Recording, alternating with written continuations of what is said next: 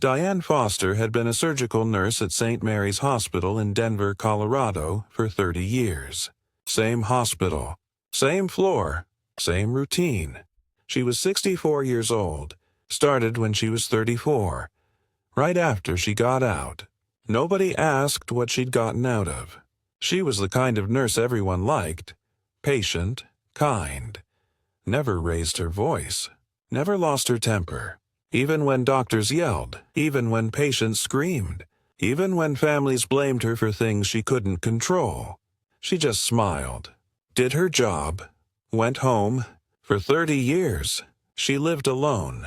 Small apartment near the hospital, no husband, no kids, no pets.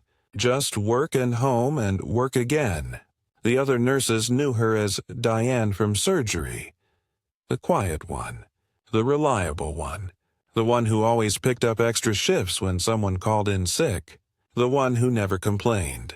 Nobody really knew her, knew where she'd been, what she'd done before nursing, why she walked with a slight limp, why she sometimes flinched at loud noises, why she kept a photograph in her locker that showed her much younger, much harder, standing in desert camouflage with people who looked like they'd seen combat.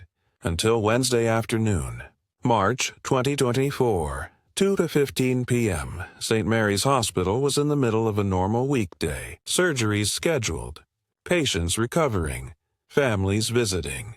The surgical floor where Diane worked had 40 patients, 20 nurses, 5 doctors, normal controlled chaos. Then the alarm went off. Code Silver, active shooter in the building. The announcement came over the PA system. Calm, professional, terrifying. Code Silver. All personnel secure your locations. This is not a drill. Code Silver. Diane was in the hallway, pushing a medication cart. The announcement froze everyone. Nurses, doctors, visitors, all staring at speakers like they might take the words back. Then screaming started. From downstairs, gunshots, loud, close, getting closer. People started running, panicking. The surgical floor had 40 patients, many post-operative, many on ventilators, many unable to move. 200 people total counting staff and visitors, and one gunman coming up the stairs. Diane set down her medication cart, looked at the panicking crowd, and something changed in her posture, her eyes, her entire presence. She moved to the stairwell door, locked it, looked at the nurse's station. "Karen, lock the other stairwell. Now!" Her voice wasn't loud, but it carried authority that made Karen move without thinking. "Everyone who can walk, move to the conference room at the end of the hall. Now. Quietly. Don't run. Walk quickly. Help anyone who needs it." People started moving. Diane turned to the 2 doctors standing frozen. "Dr. Chen, Dr. Martinez, start disconnecting mobile patients from monitors. Anyone who can be moved safely, prep them for transport. 5 minutes."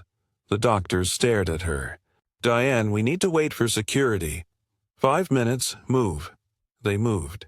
Diane went room to room. ICU patients, post-op patients, checking who could be moved and who couldn't. She worked with speed and efficiency that didn't match her usual gentle demeanor. More gunshots, closer, ground floor, maybe first floor. The shooter was coming up. Diane returned to the nurse's station, picked up the phone, called security. "This is surgical floor 4. We have 40 patients. 20 are mobile. 20 critical can't be moved. Shooter is coming up east stairwell based on sound pattern. I'm securing the floor." Security. "Ma'am, we need you to shelter in place." "I'm securing the floor. Send police to east stairwell. Shooter will be there in approximately 4 minutes."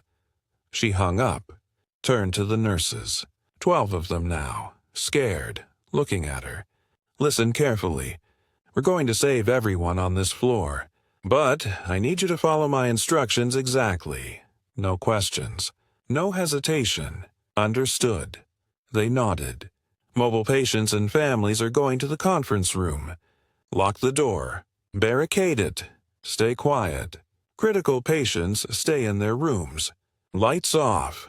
Doors closed. We're making this floor look empty. What about us? One nurse asked. We stay. We protect the patients who can't move. Diane, we're not trained for this. I am. The way she said it made everyone stop, made them look at her differently.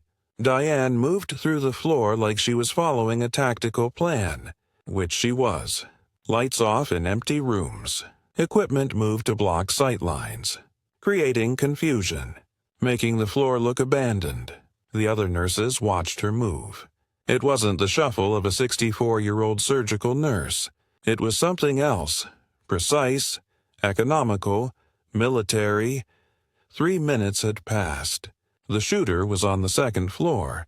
They could hear him, shooting, screaming, breaking glass. Diane positioned herself at the main hallway intersection, where she could see both corridors. She grabbed a crash cart, positioned it as cover, pulled an IV pole, metal, heavy, not a weapon, but could be. The nurses were hidden in patient rooms, doors locked, lights off. The mobile patients and families were in the conference room, barricaded, quiet. The critical patients were in their rooms, alone, vulnerable, but alive. Diane stood in the hallway, waiting. Her limp was gone. Her posture was different, balanced, ready. This wasn't Diane the surgical nurse. This was someone else, someone who'd been hiding for 30 years. The stairwell door exploded open. The shooter came through, male, mid-30s, body armor, AR-15 rifle, multiple magazines. He swept the hallway, saw it looked empty, started moving forward. Diane stepped out from behind the crash cart. Hey, the shooter spun, pointed the rifle at her, saw an old woman in scrubs. Get on the ground. No. Her voice was calm, conversational, like she was discussing a patient's chart. The shooter moved closer. I said, get on the ground or I'll shoot you. You're not going to shoot me. The hell I'm not. Diane took one step forward. Her hands were visible, empty, but her stance was all wrong for someone being threatened. She wasn't scared, wasn't compliant. She was assessing. You're not going to shoot me because you're not here to shoot nurses. You're here because someone hurt you, because the hospital hurt you, because you lost someone and you blame us. The shooter's rifle wavered. Shut up. You don't know anything about me. I know you're wearing body armor. I know you have 4 magazines. I know you're sweating and your hands are shaking. I know you've never been in combat. And I know you're not a killer. I'll kill you right now. No, you won't. Because if you were going to kill me, you would have done it already. You're not here to kill random people. You're here to make someone pay attention, to make someone hear you. So, I'm listening. Tell me what happened. The shooter lowered his rifle slightly. My wife, she came here. They said they could save her. They lied. She died. They let her die. What was her name? Sarah. Her name was Sarah. How long ago? 6 months.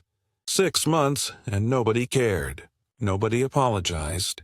Nobody did anything. They just sent me a bill. Diane took another step closer. She was 10 feet away now. I'm sorry about Sarah. I'm sorry we failed her. I'm sorry you're in this pain. Sorry doesn't bring her back. No, it doesn't. Nothing brings them back. Something in her voice made the shooter look at her. Really look at her. What would you know about it? Everything. Diane's voice went quiet. I know what it's like to lose people, to watch them die when you're supposed to save them, to carry that weight every single day. I know. The shooter was crying now. Rifle still pointed at her, but his finger wasn't on the trigger. Then you know why I have to do this. I know why you think you have to do this. But Sarah wouldn't want this. Would she? Don't talk about her like you knew her. I didn't know her. but I know you loved her. And people we love don't want us to become monsters because they're gone. They want us to live, to remember them, to carry them forward. The shooter's rifle was dropping. His shoulders were shaking. Behind Diane, in the stairwell, police were moving up quietly. SWAT. Armed. Trained. Diane could hear them. She held up her left hand behind her back. A signal. Military hand signal. Stop. Hold position. The SWAT team froze. Recognized the signal. Diane kept talking. What's your name? Michael? Michael, I'm going to ask you to do something very hard. I'm going to ask you to put down the rifle. Not for me. Not for the police I know are behind me. But for Sarah. Because she loved you. And she wouldn't want you to die like this. I deserve to die. Maybe, but not today. Today, you're going to put down the rifle. And you're going to let me help you. The same way you wish someone had helped Sarah. Michael was sobbing. The rifle was pointed at the ground. I can't do this anymore. Yes, you can. You already did the hardest part. You came here. You made us pay attention. You made us listen. Now you're going to finish it. You're going to put down the rifle and walk away. For Sarah. Michael looked at Diane, at this old nurse who wasn't afraid, who was talking to him like a human being instead of a monster. He lowered the rifle completely, set it on the ground. Diane stepped forward, kicked the rifle away, knelt beside Michael as he collapsed. SWAT rushed in, secured him, but gently. Following Diane's lead, one of the SWAT officers looked at Diane. Ma'am, who are you? How did you know to use that hand signal? Diane stood up. Her limp was back. Her shoulders slumped with exhaustion. I'm just a nurse. The SWAT commander wasn't buying it. That wasn't nursing. That was negotiation. That was tactical awareness. That was a long time ago. Diane walked away, back to her patients. The critical care patients who'd been lying in dark rooms, terrified. She turned their lights on, checked their vitals, reassured them. The other nurses came out, staring at her. Diane, what was that? How did you talked him down. You just walked up to an armed shooter and talked him down like it was nothing. It was something, but it's over now. Let's check on our patients.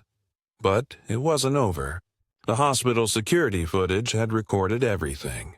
Diane's movements, her tactical positioning, her communication with the shooter, her hand signals to SWAT. The police wanted to talk to her. The hospital administration wanted to talk to her. The news media wanted to talk to her. Diane said no to all of them. Finished her shift, went home. But the SWAT commander was former Marine. And something about Diane's movements, her tactics, her signals, bothered him. So he made a call to someone he knew in military records. I need you to run a name for me. Diane Foster, age 64, working as a nurse in Denver. I think she's former military. I need to know what unit. If this story of a nurse whose movements revealed her hidden past already has you hooked, hit that like button and subscribe. What happens when police discover who Diane Foster really was before she became a nurse will prove that some training never leaves, some instincts never die, and some warriors hide in the places you least expect them. Now let's go back 30 years to understand who Diane Foster was before she started saving lives in a different way. Captain Diane Foster, United States Marine Corps, was one of the first women to serve in close combat support roles. She wasn't infantry. Women weren't allowed in infantry in 1994, but she was military police.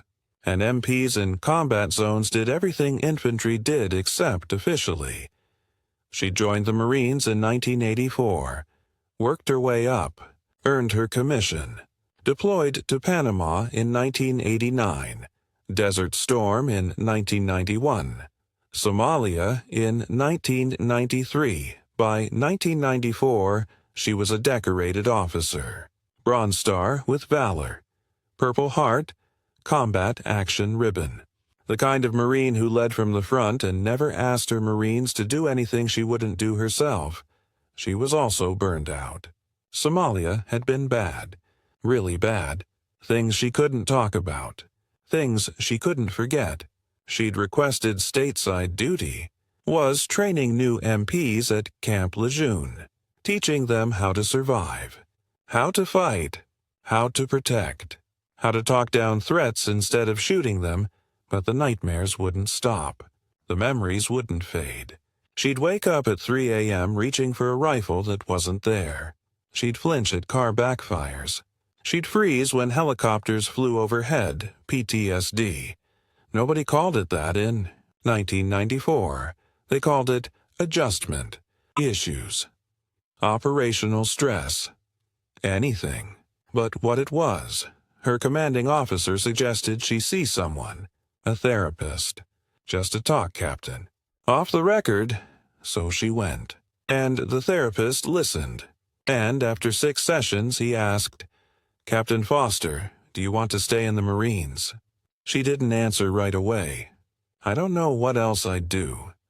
"What did you do before you were an MP?" "I was a medic. Hospital corpsman. Before I went officer." "Did you like it?" "I loved it. Saving people instead of—" She didn't finish. The therapist nodded. "Maybe it's time to go back to saving people." 3 months later, Captain Diane Foster submitted her resignation. 20 years of service. Full retirement. Medical discharge for PTSD. She enrolled in nursing school. Started over. At 34 years old, she became a student again.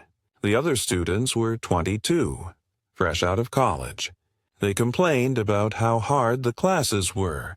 Diane said nothing. She'd seen hard. This was just studying. She graduated top of her class. Got hired at St. Mary's Hospital, Denver. Started in surgery. Found she was good at it. Found the operating room's controlled chaos reminded her of a combat medicine without the trauma. She could save people here, without anyone shooting at her. She could use her training for good. For 30 years she did exactly that. She saved people. Thousands of them. She was the nurse who never panicked. Who always knew what to do. Who doctors trusted in emergencies. But she never told anyone why she was so calm. Why emergencies didn't rattle her. Why she moved with military precision even when tired. She was just Diane, the quiet nurse. Nobody needed to know about Captain Foster. About the Marine who'd seen combat. About the woman who'd been trained to kill but chose to heal instead. Until Michael walked into her hospital with a rifle. And Captain Foster came back. 3 days after the incident, Diane was called to the hospital administrator's office. She walked in to find the SWAT commander there. And a woman in a Navy uniform. Captain's bars. "Miss Foster, this is Captain Sarah Chen. She's a Marine Corps liaison officer." Diane's posture straightened unconsciously. "Ma'am." "At ease, Captain Foster. Or should I say, retired Captain Foster." Diane said nothing. "The SWAT commander here ran your name. We found your service record. 20 years USMC, MP, multiple combat deployments. Bronze Star with Valor for actions in Mogadishu, 1983. Is that correct?" "Yes, ma'am. Why didn't you tell anyone?" "Nobody asked." Captain Chen smiled slightly. "The hospital security footage has been reviewed by military negotiation experts. Your tactical positioning, your communication strategy, your threat assessment, your hand signals to SWAT. That was textbook hostage negotiation. Where did you train?" "Quantico. 1992, hostage negotiation course. I was one of 3 women in the class." "And you've been working as a surgical nurse for 30 years?" "Yes, ma'am." "Why?" Diane looked at Chen. Really looked at her. "Because I was tired of being the one who decided who lived and died. I wanted to be the one who just saved people. All of them. Every time. Chen nodded slowly. Captain Foster, the Marine Corps has a problem. We have young female Marines deploying to combat zones. They're facing threats we didn't face in the 90s. Active shooters, suicide bombers, IED attacks. They need training, real training, from someone who's been there. I'm not that person anymore. The security footage says different. You moved like a Marine. You thought like a Marine. You are a Marine. Once a Marine, always a Marine, Diane finished. I know the saying. We'd like you to consider coming back. Not active duty. Contract basis. Teaching negotiation. Teaching threat assessment. Teaching young Marines how to save lives without firing a shot. I'm 64 years old, and you just talked down an active shooter in a hospital while protecting 200 people. Age is just a number, Captain. Diane was quiet for a long time. Can I think about it? Of course. But, Captain, those young Marines need you. The same way your patients needed you Wednesday. The same way Michael needed someone to see him as human instead of a threat. After they left, Diane sat in the administrator's office, looking at her hands. Nurse's hands, steady, scarred from years of needle sticks and surgical scrubs, but also a Marine's hands, trained to fight, trained to protect, trained to lead. The administrator cleared his throat. Diane, whatever you decide, you still have a job here. But I have to ask, why didn't you ever tell us?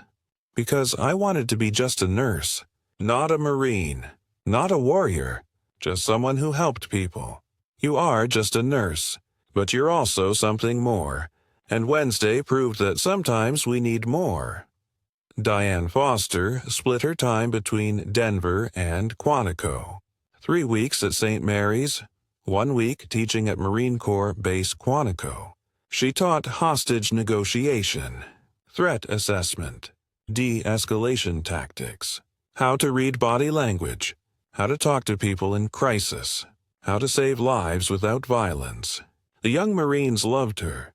The 64-year-old woman who'd been in Somalia, who'd seen everything they were afraid of seeing, who taught them that the strongest weapon was words.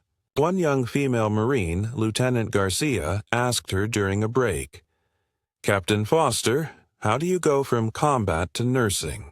Doesn't it feel like you're wasting your training?" Diane thought about it. I thought that for a while, but then I realized something.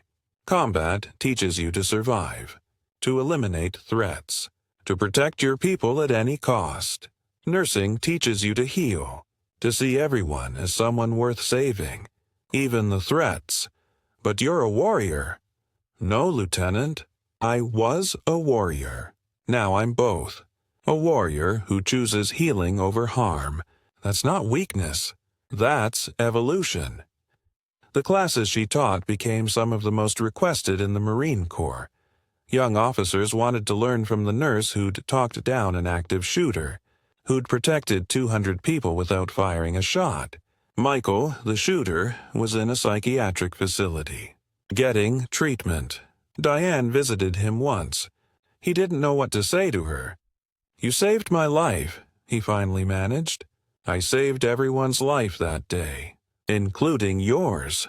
That's my job. I almost killed people. Because of Sarah. Because I was broken. You were broken. Past tense. Now you're healing. That's what matters.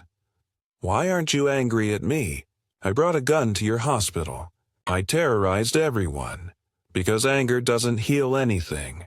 Understanding does. You lost Sarah. You were in pain. You made a terrible choice. But you also made the right choice at the end. You put down the rifle. That's what I choose to remember," Michael cried. This woman he'd almost shot had visited him, had forgiven him, had seen him as human. "I don't deserve your kindness." Nobody deserves kindness, Michael. That's why it's a gift, not a payment. St. Mary's Hospital held a ceremony.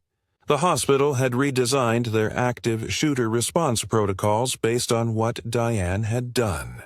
The new protocols emphasized patient protection, tactical positioning, and, when possible, negotiation over confrontation. Diane was honored with the hospital's Lifetime Achievement Award. She stood at the podium, looking at 200 hospital staff, the same staff she'd protected that day. A year ago, something happened that I never wanted to happen. Violence came to our hospital, to our safe place, to where we heal people, and I had to become something I'd left behind 30 years ago. I had to be a Marine again. But here's what I learned. I never stopped being a Marine. I just became a different kind of Marine, one who fights with compassion instead of weapons, who protects with words instead of force, who sees every person, even the dangerous ones, as someone worth saving. Michael came to our hospital broken and dangerous, but he left healing. That's what we do here. We don't just fix bodies. We fix people. All of them, even the ones who scare us. So thank you for this award. But the real heroes were the nurses who trusted me that day, who followed orders from a surgical nurse who suddenly talked like a drill sergeant, who protected patients they'd never met, who stayed when they could have run. She stepped down from the podium. The standing ovation lasted 5 minutes. In the back of the room, Captain Chen watched, smiling. The Marine Corps had tried to get Diane to come back full-time. She'd refused. "I'm a nurse first," she'd told them. "The Corps comes second."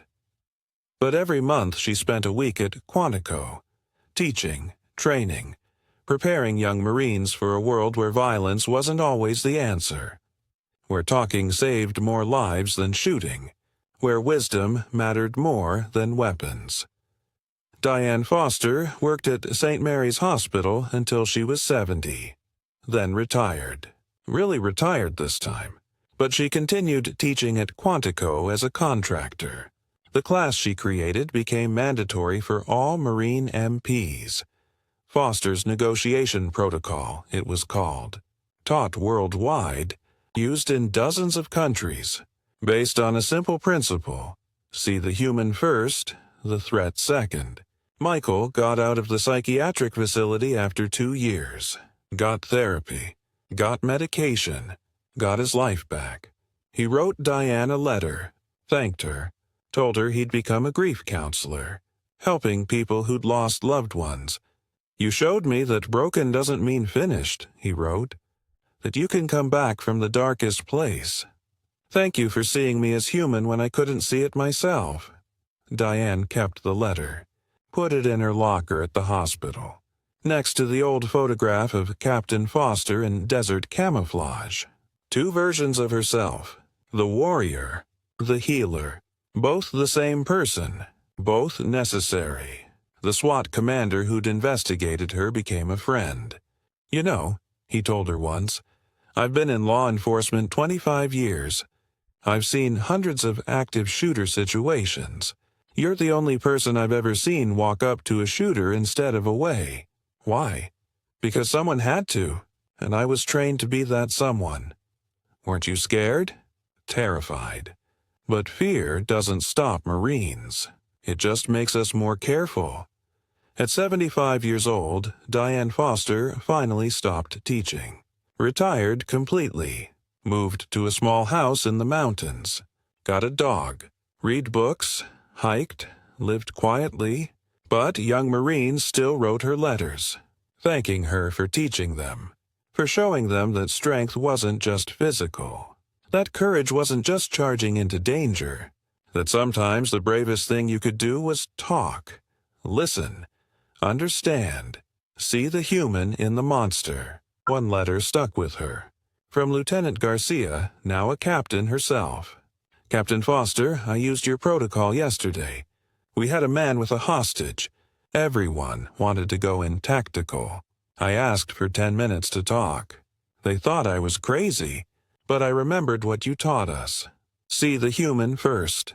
So I talked to him, found out his daughter had died. He was blaming himself, wanted someone to punish him, so I listened. And after 8 minutes he let the hostage go. surrendered. Nobody died.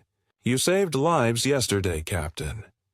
Through me, through everyone you've taught. Thank you for showing us a different way to be warriors. Diane put the letter on her mantle, next to her bronze star, next to her Purple Heart, next to a photo of her in scrubs at St. Mary's, the warrior who became a healer, the Marine who chose words over weapons, the nurse who moved different because she was different. And every night before bed, she looked at the photo of Michael, the man she'd talked down, the man who'd almost killed 200 people, the man who'd become a grief counselor helping others. And she knew she'd made the right choice. 30 years ago when she left the Marines, and 1 year ago when she let Captain Foster come back for just long enough to save everyone, including Michael, including herself.